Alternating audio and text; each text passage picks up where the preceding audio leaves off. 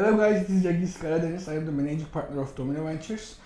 You know that we have been doing that BetterFuture Talks series. Today at our office, we are hosting Robin from Sturgeon and Iro from Axel. Thanks to them. It's really good to have you guys here. Please, would you describe yourself, Iro, and then Robin, please, would you tell about Axel, and then Robin, please, would you tell about Sturgeon? Thanks for inviting, first of all. So I'm Iro. As you said, I represent Axel, Georgian Business Angel Network. We are the first and so far the only one angel network in Georgia based. We're mostly investing in Georgian founders, but we also have some international deals. We invest on the early stage, on the early stages of the startups and in the early days of theirs. We also do some idea stage investments and also pre-seed and seed stage investments. We're 3 years old, invested around more than $1 million USD so far, and we're doing it via syndicates, and most of our members are Georgian people who want to deploy their capital to the newcomers in the startup ecosystem. This is super short. Thank you. Please, Robin. Thank you very much for having me as well. I'm one of the partners at Sturgeon Capital. We're headquartered in London, but focused on investing in emerging markets. Primarily in Central Asia and the Caucasus, as well as in Pakistan and Bangladesh in South Asia. The core of our thesis is that these are countries still at the early stage of their technology adoption across both the kind of consumer and business. And over the next 10 to 20 years, you'll have this shift from offline to online. And that's really at the core of our thesis.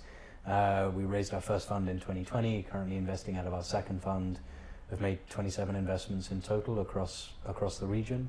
Myself, I'm based in Tbilisi, Georgia, and we have team members in Kazakhstan, Uzbekistan, Pakistan, and Bangladesh as well. Thank you, super. So it's your first time in Istanbul, Ira, right? And how was Istanbul? And Robin, how many times did you be in Istanbul? This would be my fourth time. Ah, super. That's my first time. Super. I only had just a day here. Love it already. Let's see for the next several days. Yeah, super.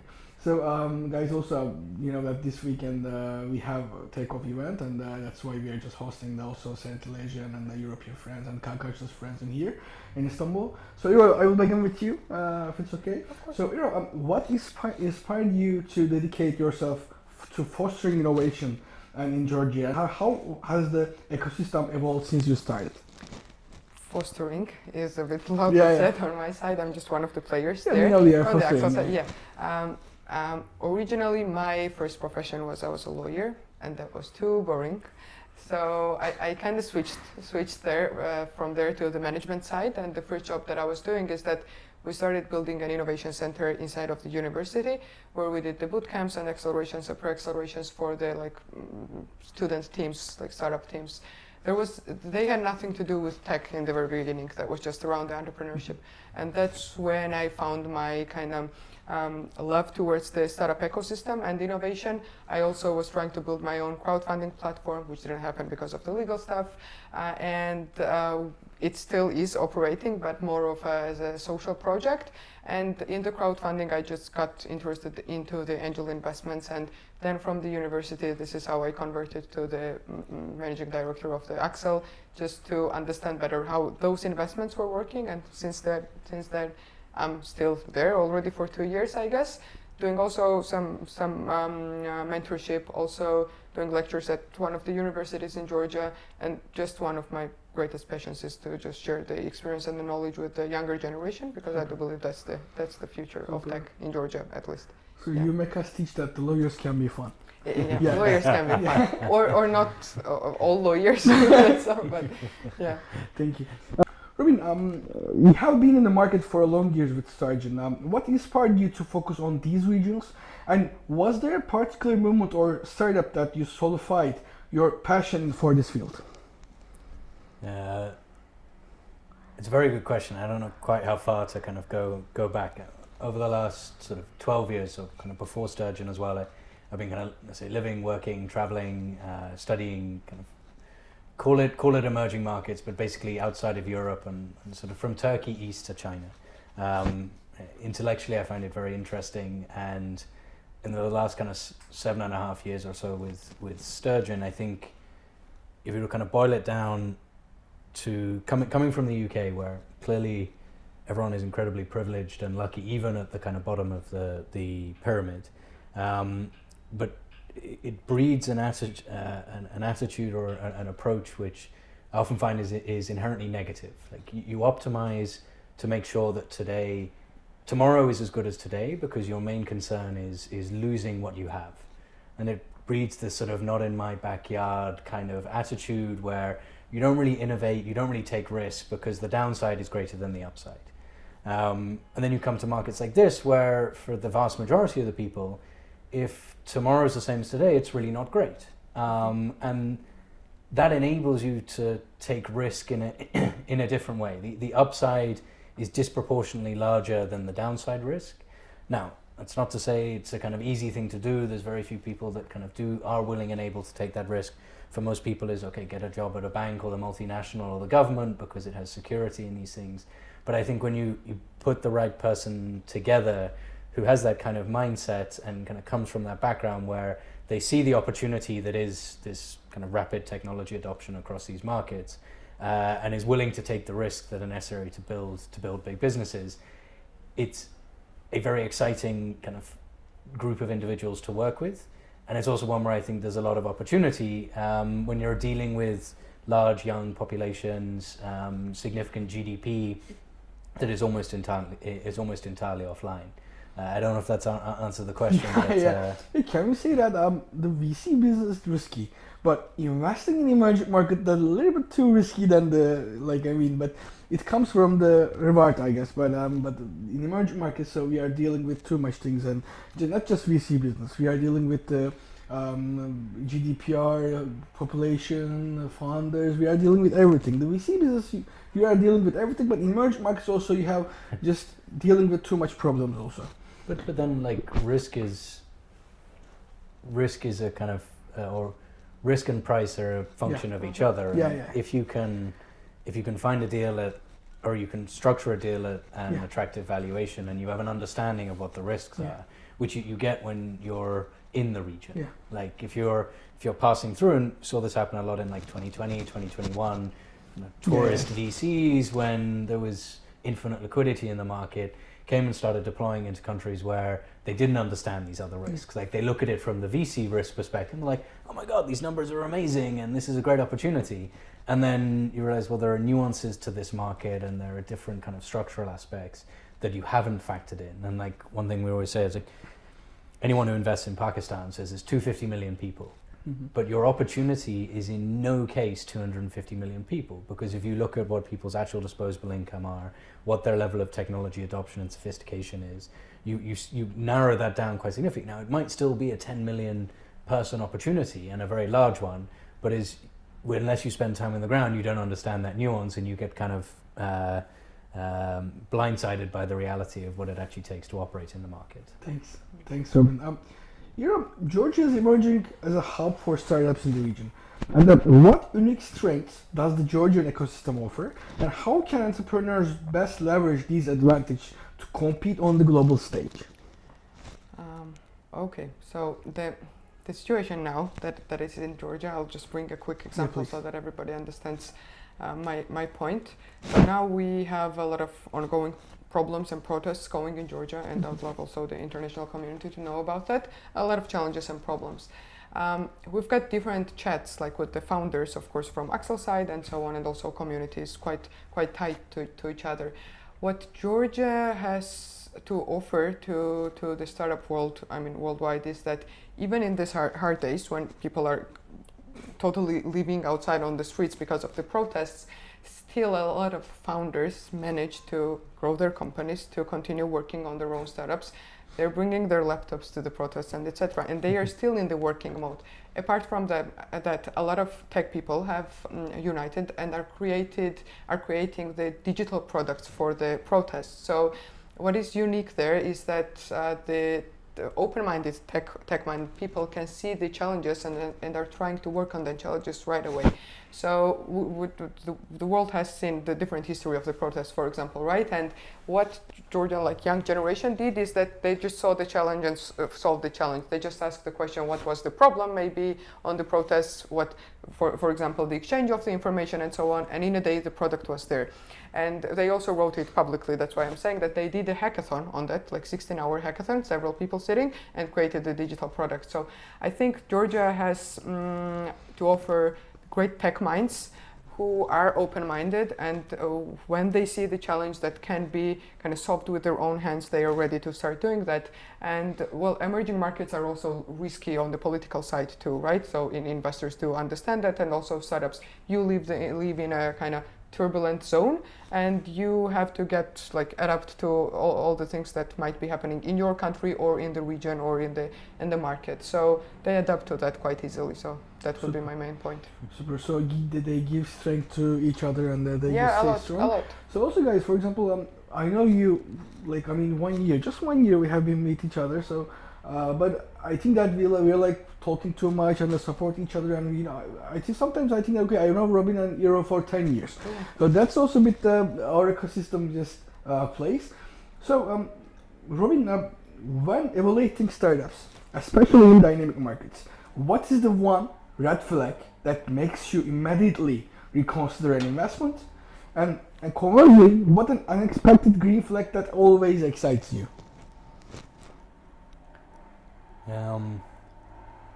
I can give an example which is kind of two sides of the same coin, i.e.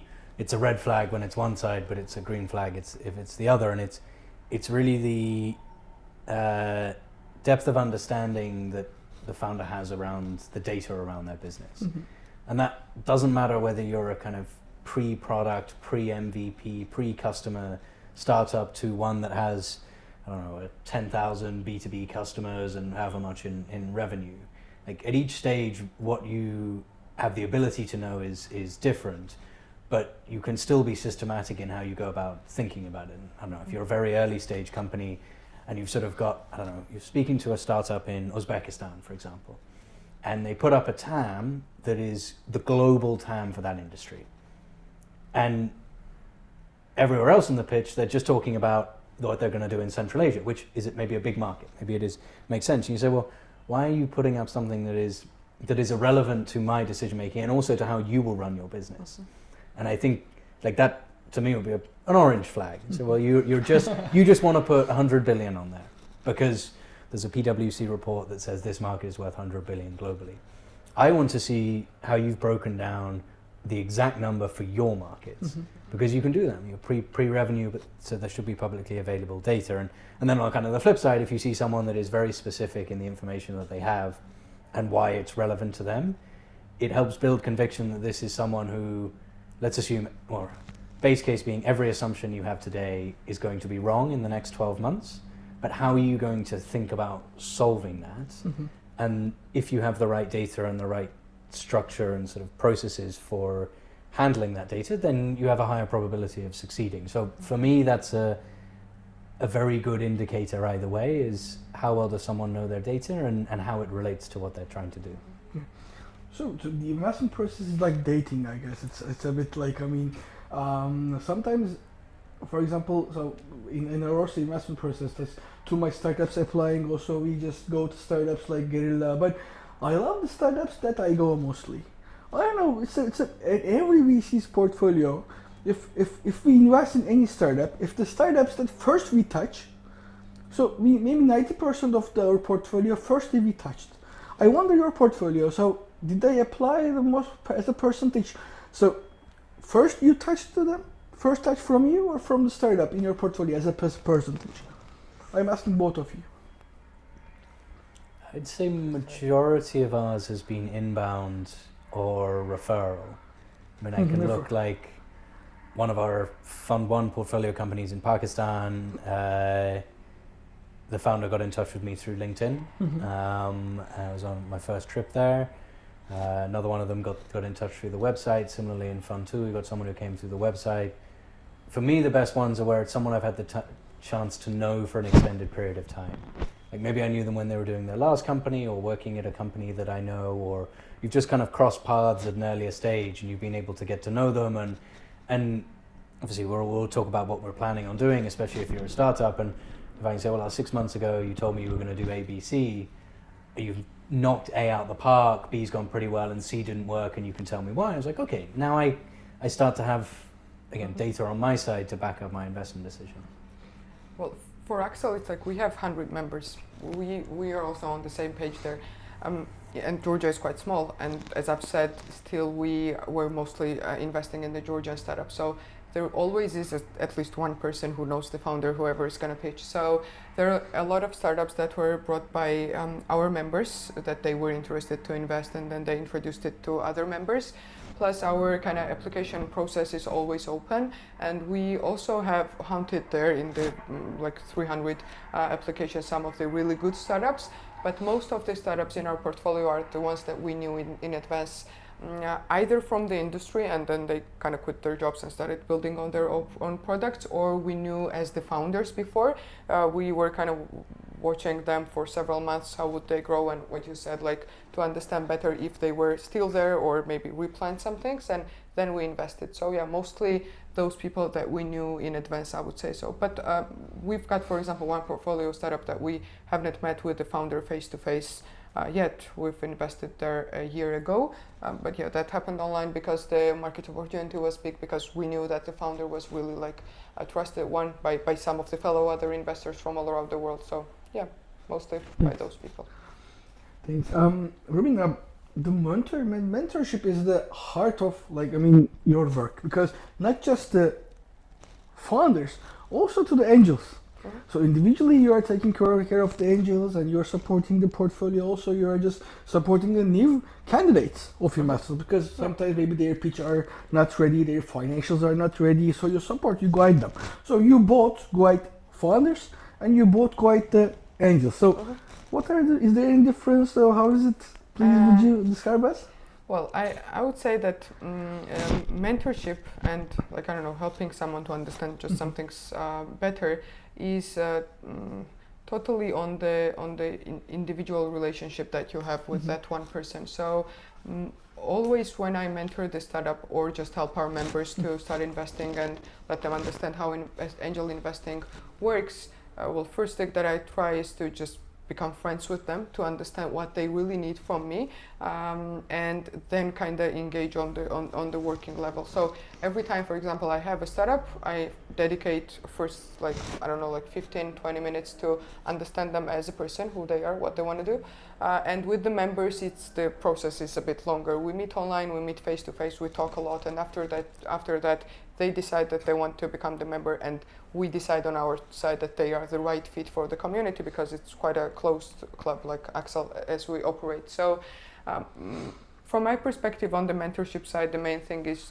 to understand the individuality of everyone, and after that do the work and anything else with them.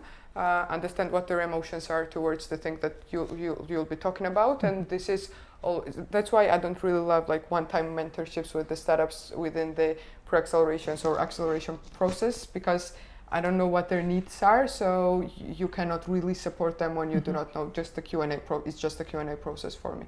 And on the other side, if you know them in advance and if you get to be friends with them, then you know better how to help them. So thanks.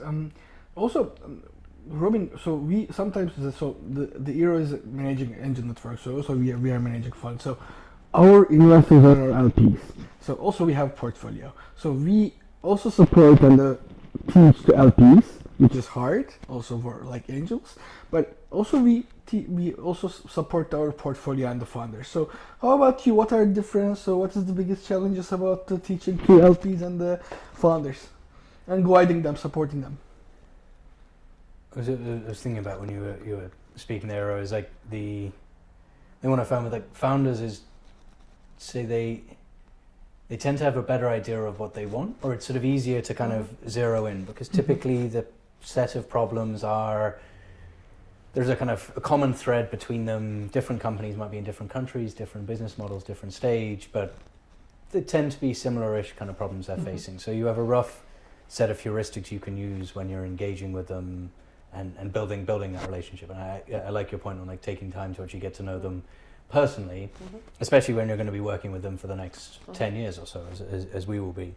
On the LP side, there's a much broader spectrum of what they might want. And so you're trying to figure out what is it that they want and do we fit into it? And sometimes what they want is non-obvious or unclear, and whether you fit into it and how you present it is not always kind of obvious up front. So sometimes you go into a pitch and the whole sort of story, and someone stops you after 30 seconds and says, "No, I just want numbers. I don't care about anything else. I just want numbers." You're like, okay, well that's fine. And other people want the emotional story. And I think that range of narratives you're having to think about and be aware of, and priorities you're having to be aware of with LPs is significantly wider than what you're having to worry about with founders. Even if I think typically those problems are of greater importance and bigger for founders, but of greater breadth with LPs. So also, thanks. I'll ask this same question but different. So, who is your best angel? I mean, not the name. Who is your best behaving angel, and who is your best LP behaving LP? Sending money fast, or I don't know, the LP that send money fast, or the angel that send money fast? Those who really support startups after they invest, because that's all about angeling. So those who are really engaged afterwards, even though their ticket might not be that big, but those who are really bringing the value to the startup, because then it brings the value to the syndicate and then to Axel too. So Super. We have such a range of LPs, from kind of institutional DFIs to strategic investors to kind of high net worth individuals, family offices. There's one in particular who I like the kind of thesis he has for why he invests in us, and he's also very hands off, and just we have a call every now and again, and he kind of total trust, which obviously is a very nice feeling to have. But his thesis being that the markets we invest in are very inefficient and overlooked. So there is an opportunity to generate alpha by investing in them at an early stage and by having that kind of on the ground presence. And that's his thesis. He sees what we do, he has confidence in us, and that really kind of breeds even like an even greater feeling of duty to that individual because they're so sort of forthcoming in their trust. Cool. So we just we are just finishing the year into 2024. So how was your year, both of you guys? How the year passed, and the end of the year, and you're in Istanbul. So when you think about the past 1 year, how was it, and what do you expect from 2025? you start. I'll stay away from politics, because otherwise we'll go down a rabbit hole where, if I look at it from a Sturgeon Capital perspective, I think the year got off to like a good start, kind of fundraising across the board on both portfolio company and the Sturgeon side. And then I think as we got sort of towards the summer, which is always a bit of a dead period anyway, suddenly all the LPs go on holiday, and then the build up to the US election, everyone was putting off their decision. I'm sure you had the same experience speaking to LPs, and I get it, like it's totally the rational thing to do, but when you're sitting fundraising being like, oh my God, if I had this money, I could be doing these amazing deals. And you got the kind of founders who obviously want the money today, and you want the LPs who want to give the money tomorrow, and that kind of is a frustrating sort of aspect to the job. But we're kind of building some kind of momentum into the rest of the year, and I think part of that is, even with all the sort of political stuff going on, I think my sense is that a lot of LPs now have an understanding of where they sit. Like before the US election in particular, you didn't know whether you were going to be on the right side or the bad side of whoever was going to be in power. And now I think people say, well, okay, it's going to be uncertain, but I know it's going to be uncertain. And I think I have a sense of the direction of travel.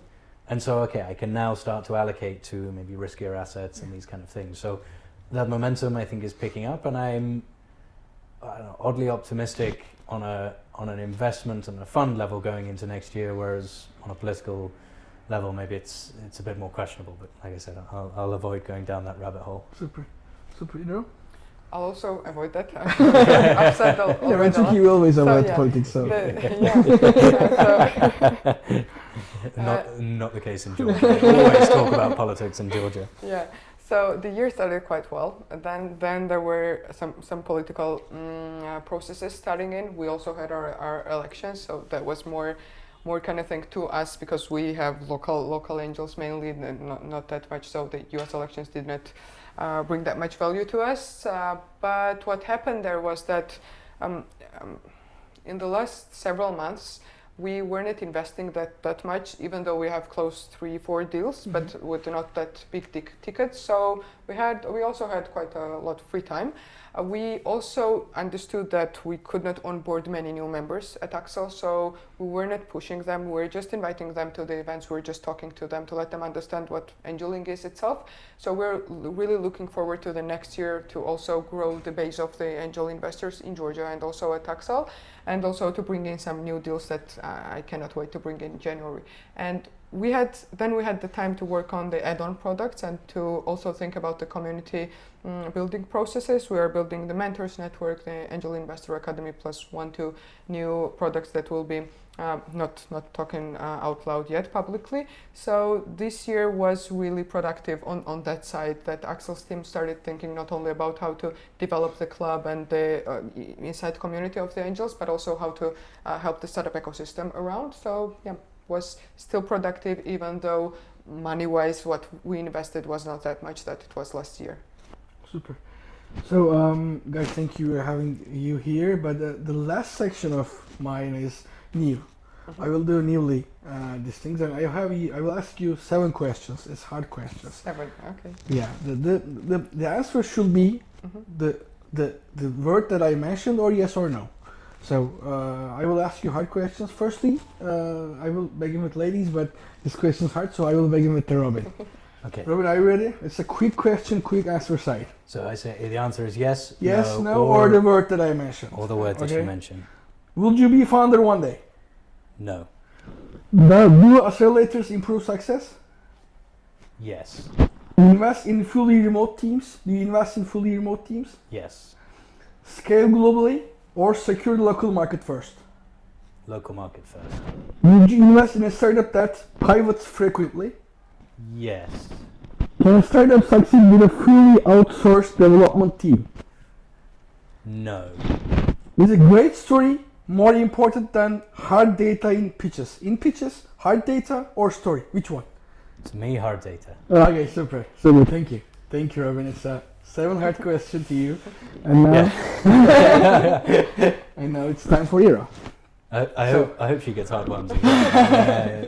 Equality, like in the spirit of equality and everything. So I begin. Would you invest in just an idea? No MVP. With an MVP. Okay. Passion or experience? Which matters more? Experience. Okay. Ever invested without a pitch deck? No. Would you invest 3 times failed founder? Yes. Would you invest in a family funded startups? No. Can startups succeed without funding? Yes. Solo founder or co-founders? Co-founders. Okay, super. Thank you. Thank you. So There's so many things that I want to add. Yeah. Let it be yes or no. yeah. So before finishing, would you want to say something to the audience? I would say thank to you that we're here Thanks. and that we have to experience Istanbul. For me, it's first time, so it's quite important to me. And yeah, thanks for hosting all these things. It's my second time here, so Yeah, on the podcast. No, thanks so much for hosting us.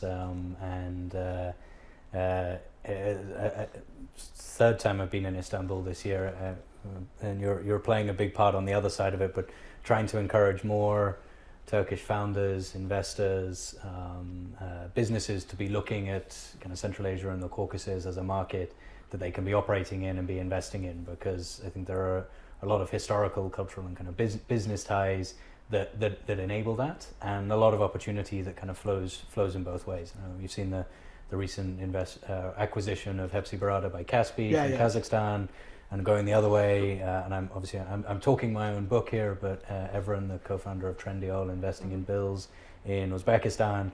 I hope that's just the kind of the green shoots of much more to be done in between. So folks, anyone who's interested, obviously can speak to DOMiNO and the team, but also to us if they want to learn more about what's going on. Thank you, Robin. It's really grateful to have you here. Thank you, guys. We just say hello to everyone. Watch us out.